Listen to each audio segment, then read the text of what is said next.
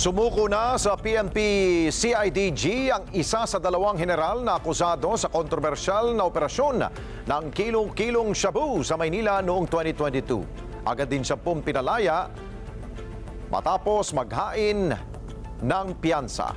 Si Mar Gabriel sa balita.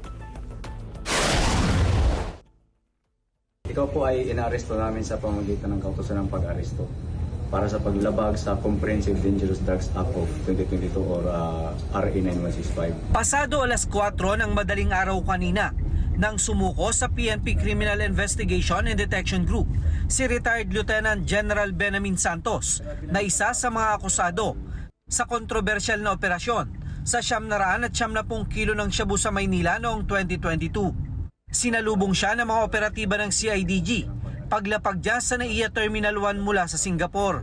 Binasa sa kanya ng mga pulis ang kanyang warrant of arrest na inisyu ng Manila Regional Trial Court kaugnay sa kasong paglabag sa Section 92 ng RA 9165 o ang bungling in the prosecution of drug cases.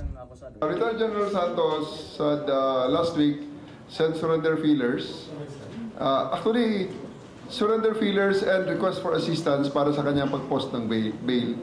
So kanina dumating siya, minute siya ng mga PNP personnel sa airport, and together with his lawyer, they voluntarily surrendered to RTC Branch 44 in Manila. And they facilitated the posting of the bail. Aabot sa 200,000 piso ang inihaing piyansa ni General Santos para sa kanyang pansamantalang kalayaan. Pasado alas 9 ng umaga, agad ding pinalaya si General Santos mula sa kustudiya ng PNP CIDG, base na rin sa release order na inisyu ng korte.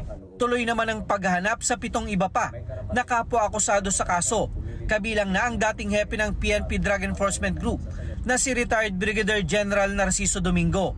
Bukod sa bungling of case, naharap din sila sa kasong planting of evidence na isang non-bailable offense. We're in the process of locating General Domingo. May mga tracker teams tayo na binuo para hanapin. Actually, not only General Domingo but the 6 others. So 7 silang natitira. Tiwala naman ng CIDG na hindi makakalabas sa bansa ang mga akusado, lalo't mayroon ng inisyong hold departure order ang Department of Justice laban sa kanila.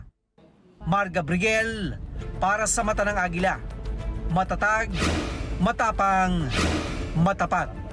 Maraming salamat sa inyo pong pagsubaybay sa Mata ng Agila Primetime.